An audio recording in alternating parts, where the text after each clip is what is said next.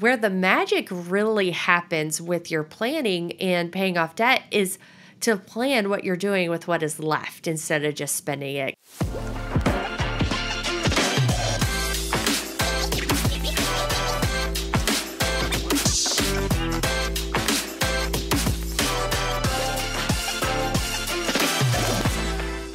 Welcome back to the First Hustle Then Brunch podcast, the show where we dive deep into topics that empower and inspire you to live your best life. I'm your host, Jazzy, and I'm so excited to have you here with us today. Today's episode is going to be a game changer for all the moms out there who are seeking to take control of their family's finances and build a better future. Joining us is a very special guest, Ashley Patrick, a money coach and the founder of Budgets Made Easy. Ashley is on a mission to relieve the mental load that moms often face when it comes to managing their family's finances. With her clear and simple approach, she helps moms overcome their fear of failure and provides them with the tools they need to create a solid financial foundation. What sets Ashley apart is her personal journey of paying off an impressive $45,000 in just 17 months, including $25,000 in student loans. As a master financial coach with a bachelor's degree in psychology, Ashley has a deep understanding of how our emotions impact our financial decisions, and she helps her clients get to the root of their money problems. In this episode, we'll be exploring some key topics when it comes to managing your finances, such as how to create a budget that you can actually stick to, the right way to pay off your debt, strategies for achieving your savings goals, and how to get your family on board with the same family vision. So if you're ready to conquer your debt and learn how to manage your money better, keep listening. Hey, Ashley, welcome to the podcast. Hey, thanks for having me. Glad to be here. Yeah, I'm excited to chat with you a little bit more about your business, how you got started, what you're up to these days. Yeah, absolutely. So my side hustle business journey really started after I had paid off $45,000 in debt in 17 months. I was a detective for a local police department. And once I paid it off, while I was doing it, everybody's like, you're crazy. What if you die tomorrow? Stop acting like you're broke. All of those things, right? But once I was done, they were like, oh, well, how'd you do it? And I kept getting all the same questions about how did I pay off debt? How do you budget? All those things. And that is where Budgets Made Easy, my business, kind of grew from, because I was getting all of the same questions and people wanting to do it. So, searching Pinterest one day and saw, a post about how to make money from a blog or something, something to that effect. And I just dove in. Of course, I did that like 2 weeks before I found out I was pregnant with my third child.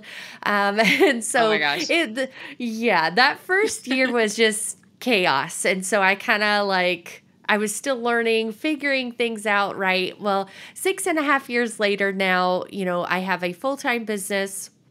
I employ other women from around the world, and I'm helping women from all over the world. So it's been a really fun and interesting journey as I have, quit my full-time job, raising 3 crazy children, trying to stay sane through 2020 and all of that chaos. Yeah. It has been a ride for sure, but it has been so much fun too.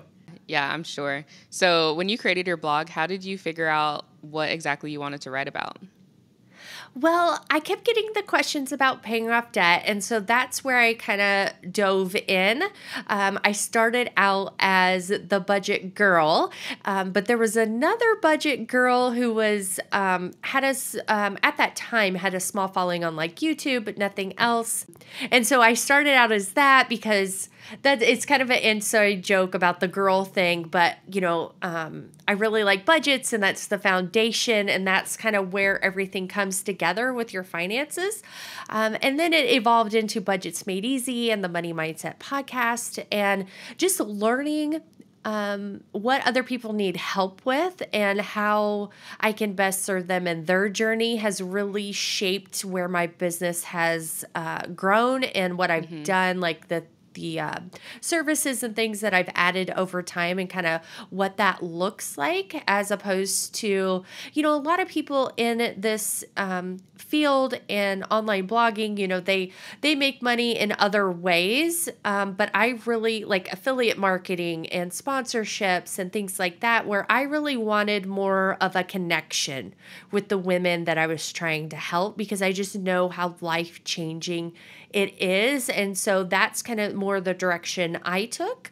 And each business is different, of course, and each there's tons and tons of different ways to make money online. And so I really wanted to like have that personalized, that connection with people, because it's missing in a lot of places in the, just the paying off debt, the financial space. A lot of it feels very disconnected, or for people that are already ready to invest or already have their stuff together. But I really wanted to help women that were struggling on trying to figure it out so that they could get to that point, right? And so it's a different way of looking at your business model and what you're doing. And that's, that's the route that I wanted to take.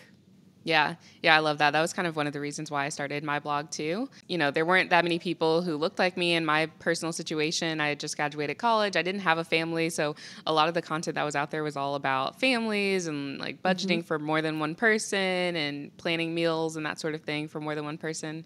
And I just couldn't relate. So I was like, I'm just going to start something on my own to help other people that are just like me in this scenario of just being on your own, post-grad, figuring things out after you're during your first job. So yeah, absolutely. I can relate to that. Yes. 100%. And you're right. You're right. And those people still need help. Right. And for me, I can't relate to that, so everybody kind of needs to find somebody that they connect with. And so, there's lots of room for all of us out there, I think. Yeah. So budgets are kind of a taboo topic. Some people love them. Some people hate them. It's a dirty word. What are your thoughts on budgeting overall? Obviously, you love them, but as far as giving you the power to control like where your money goes, what are your thoughts there? Well, to me, it's just a plan for your money. It's a goal. And so we put all these emotions and feelings and all of those connotations on the word budget. And a lot of people just freeze and they don't know what to do. And they feel like they have to do it the right way. And, my women are a bunch of overthinking perfectionists, which I can relate to. That's right. Why they are like that, because we've all kind of found each other on the internet.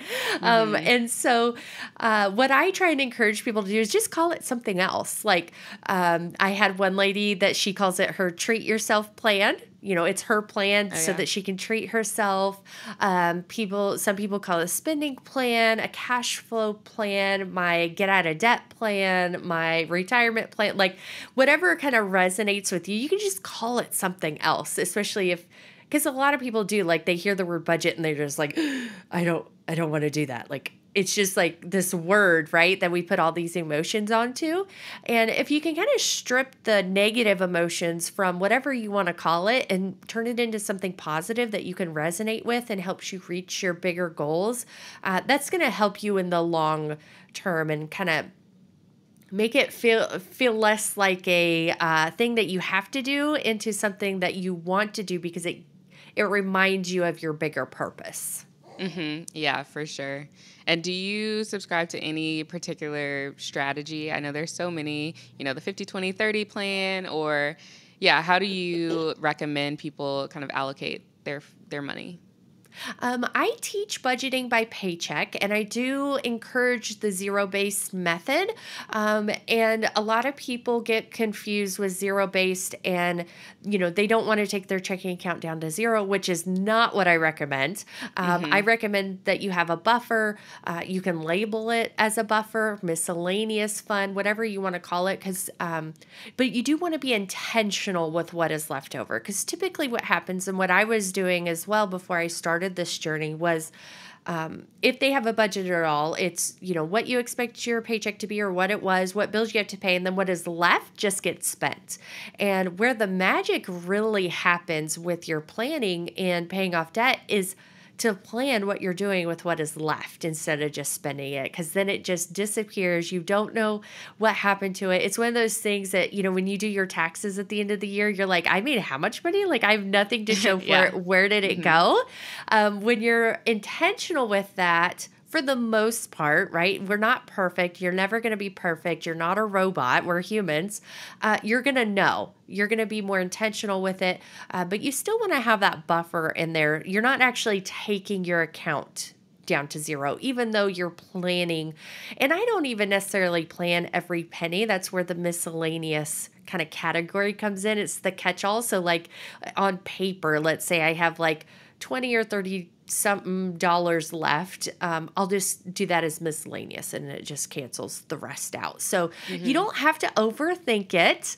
If you're not sure what category to put it in like the one that makes the most sense. Or if nothing really makes sense, it's kind of one of those random things, just miscellaneous. Like, you don't have to overthink it. And I think that's where a lot of women, at least that I work with, they're overthinking, okay, which category does this go in? And they're just taking too much time on things that don't really matter. And so I try to focus on the things that are going to make the biggest impact, as opposed to the little nitpicky things, right?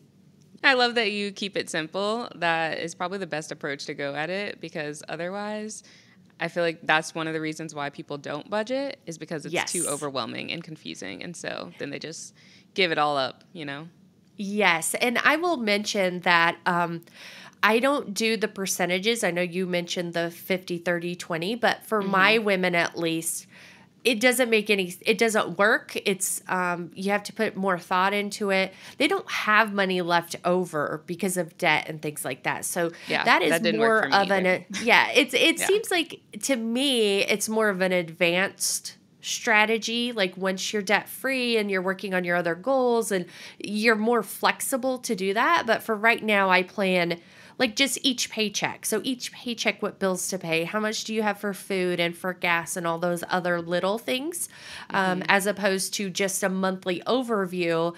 Let's say you have $800 for food. Well, how much do you have per week or per paycheck? Because unless you get paid once a month, doing a monthly budget isn't that helpful. Yeah. That makes so much sense. So when it comes to paying bills and debt, what strategies do you recommend? Again, I know there's so many, the debt snowball, the debt avalanche, there's some hybrid methods. Do you have any particular method that you kind of lean on or rely on the first? one that works, the one that you actually follow through with. But yes, I prefer the impact method, which is kind of a hybrid method that I came up with. So it's based on what will make the biggest impact, either emotionally or financially, in your budget. So what that means is, if you have something that you just hate paying every single month, then usually people have a bill or something. Like, as an example, one lady hated paying her divorce lawyer because every month when she wrote that check, it brought up all those old feelings, right? And so she focused on that first. Some people hate their student loans, their car, things like that. So they will focus on that first. Or if you have a really tight budget, and let's say you don't have much wiggle room, if you have, let's say, a $300 or $400 payment, either a car payment or a loan, that you can still quickly pay off. So it's not something that's still going to take you, 3 years to pay off, but something that you can still quickly pay off in a year or so, and then free up that money. Some people do that. Now, in addition to that, I also prefer or like the snowball method. That's what I used because it helps you get some quick wins. You get free up some smaller bills. So what that is the smallest balance first, regardless of the interest rate, because it's more emotional based. We don't make decisions on money based on logic. Otherwise, we really wouldn't be in that much debt. And the avalanche method, the based on the interest rate of that, makes the most logical and mathematical sense. But we're typically like not that's not what's going to keep you going. And if you have a huge credit card debt, let's say, and it's the biggest interest rate or highest interest rate, and it's going to take you like months and months and months to feel like you're making any progress, you're more likely to give up, right? So if you can pay off some smaller things that makes you feel like you're making an impact, you're going to be able to stick with it longer. And it doesn't matter what order you pay things off in the long term mathematically. It may cost you a little bit more to focus on these smaller ones, but what really matters is that you pay it off. And so whatever you got to do to, whatever order, whichever debt you want to start with, whatever's going to motivate you, that's what's the most important thing, not like quote unquote the right way to do things. My women all the time, because we're overthinking perfectionists, we want to do things the right way. And there really is no right way as long as you are making progress, right? As long as you're moving in the right direction, that's what's most important. Yeah. Yeah. And again, I think having those strategies available and, having a framework to work from is very helpful, but figuring out which one works best for you is super important. Yeah. So what are your tips for paying off debt and saving at the same time? So typically I try to get people to focus on one thing at a time, just because it can get overwhelming if you're trying to save for too many things at once. And so what I typically try to get people to do now, a lot of times my women, like once they're to the point of paying off debt, like they just want to pay off debt. And so they skip the saving part a lot of times. But if you can, decide on what is the most important right now and focus at least the majority of your extra money toward either saving or paying off debt. And then you could so as an example, let's say you've got an extra $400 a month for paying off debt, saving money, but you really want to save first. You could do $300 towards saving and $100 toward debt. If you want to feel like you're still making some progress on that debt, but you really need to save first, as long as you are intentional with it, that's the most important thing. But when you can focus on just one thing at a time, you're going to feel like you're making progress faster, even though the end date, of whatever goal is probably going to be the same. I want you to feel like you're making progress, because I have so many women in my community that, they felt stuck and like they weren't making any progress. And then when we talked about it and they went back and actually saw how much progress they had made, they had paid off literally tens of thousands of dollars in debt and they didn't realize it because they were distracted by other things, right? And so they didn't feel like they were making progress, but they actually were. So same thing, you want to feel like you're making progress, not just making progress. You want to actually feel like it too. Yeah. It's kind of crazy how tied money is to like your feelings and your emotions and all of that, because I don't think people think about that, and it's so important. Yes, absolutely. I mean, most of our decisions are based on emotions, right? When we're scrolling on Amazon, when we're spending money we don't have, it's usually because of an emotion of some sort. Right. And otherwise, we wouldn't be struggling with money, right? If it was just about the math, we wouldn't have all these other things going on with our money. Along those lines, people say they need retail therapy when they're going through a stressful time. Something bad happens. What would you say to the person who lives paycheck to paycheck or just has a really hard time staying in control of their spending? So what I try to get people to do, and know that it's practice. Like I said, you're not going to be perfect at it probably ever, but you're going to be you're going to get to that 98-ish% doing it most of the time, right? Is creating a barrier between the trigger. So like that emotion, whatever emotion is making you feel like you want to overspend, whether it's boredom, it could just be you're bored, it could just be a habit. We pick every 5 seconds, we're picking up our phone and opening apps that we don't even realize we're doing it, right? Right. Yeah. You're depressed, anxious, all of those things. Between that feeling and the actual purchasing. And so what that could look like is a 24 or 48 hour cool off period. So let's say you're just bored or whatever, you pull up the Amazon app, you add a bunch of stuff to cart, but you don't check out. You wait 24 hours or 48, whatever you decide. You're in control. You get to decide. And then after that period, if you go back and you still want it, then you can check out. Most of the time we forget, right? And we're like, we go back to Amazon. We're like, oh yeah, that's in my cart. I forgot about that. And then you don't even need it, right? You just put it save for later with the million other things there. So, kind of creating that barrier. It's also important to just be mindful and intentional with the triggers. So identifying, okay, when I feel this way or this happens, how you're reacting to it. So are you picking up your phone and shopping? Because a lot of times we're not aware that is what is happening. And so when you're more aware and you really start to dive into what the trigger is or what is happening when you're spending that will help you be more intentional and make progress on that as well. So, counseling is always a good thing too. Well, I shouldn't say always, I guess maybe not everything is always, but for the majority of people, just being more mindful of how your brain works and why you do certain things that you do is helpful so that you can stop doing the things you don't want to do. And that can help. So, Are there any books and other tools that you recommend people look into for money mindset help? Yes. So I love reading books like this. One of my favorite books is actually The Power of One More by Ed Milet. It's not a money book. It's a mindset book. I love it. He's one of my favorite, inspirational type speakers. Yeah, he's awesome. I've seen him in person, actually. He's great. Oh, really? That's so cool. I love him. I love Jamie Kern-Lima. She has a book called Believe It that I really liked mindset-wise. Atomic Habits is a popular book about creating better habits. It's kind of dry. I'll be honest. I've never finished it, but you get the concept and what the book is about pretty early on in the book. Let's see. What else do I have here?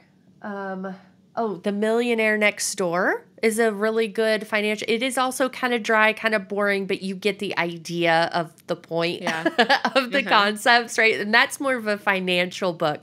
So those are kind of my top recommendations. I'm trying to think if there's another one that's more finance related.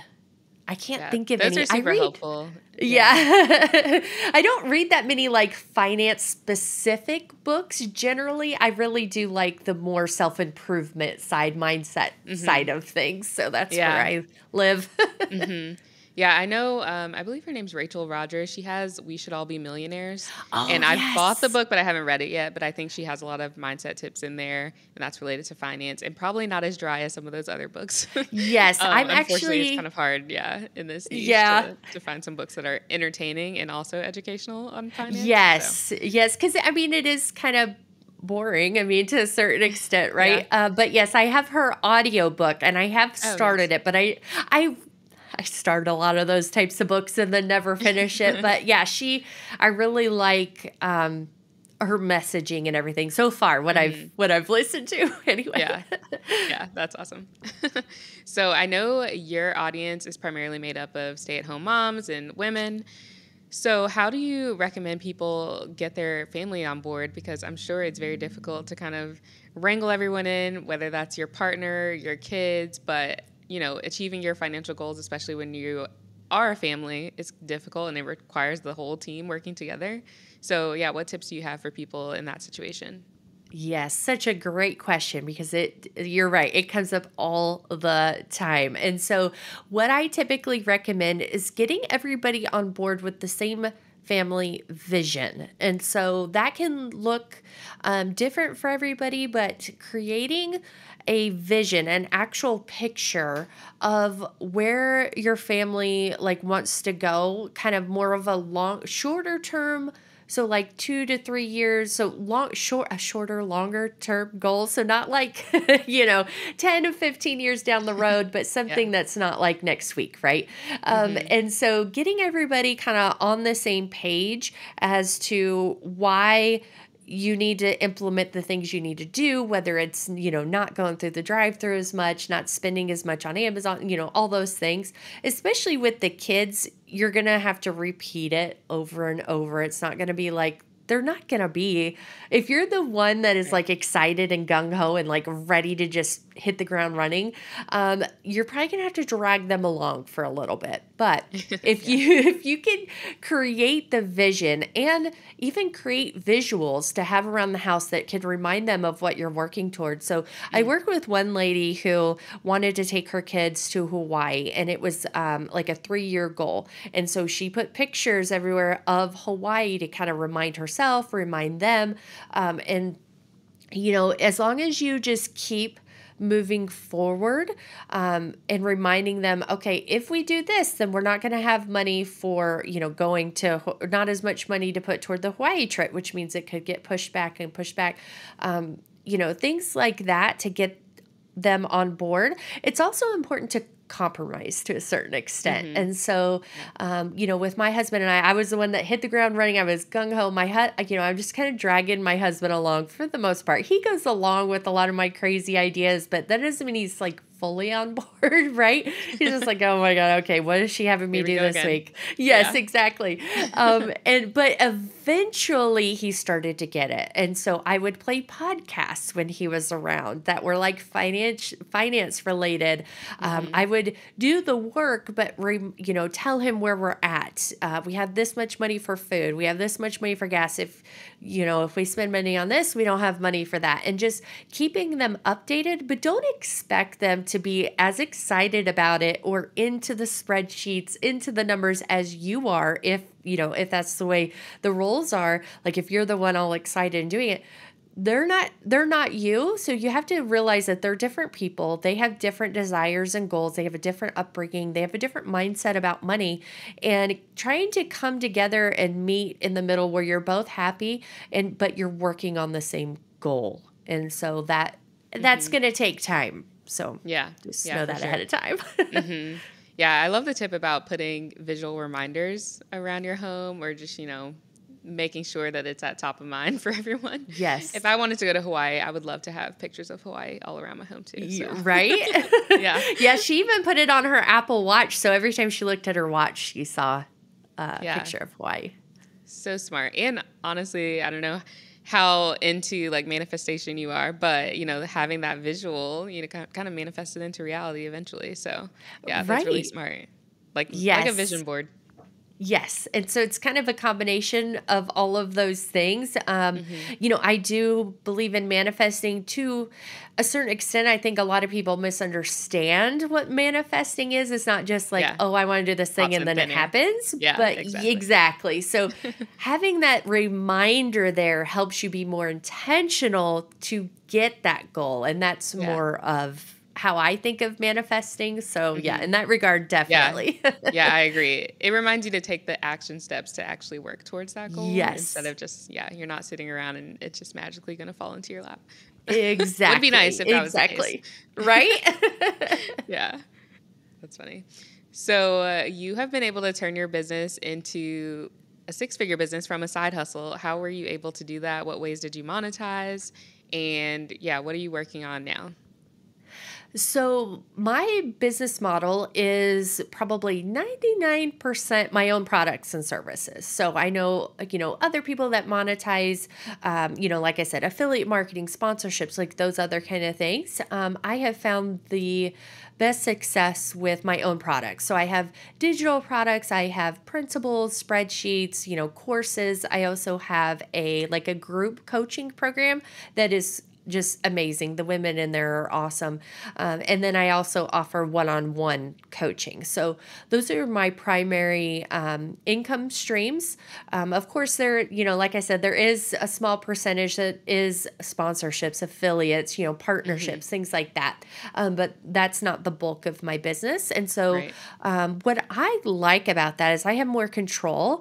I personally don't like I don't like working for other people. And so when you do affiliates and sponsorships, that's basically what you're doing, right? You're Yeah. working for somebody else and you have all these other deadlines and all these other things that you have to do and answer to. And so for this stage in my business and my life, like that just doesn't work for me with 3 kids. It's just chaos. And that just adds another layer of stress, in my opinion, to my business. So, for me, it's about what I can control and offering that as a service. So, obviously I do offer free things for people that are just getting started. And so I have a wide range of products and services.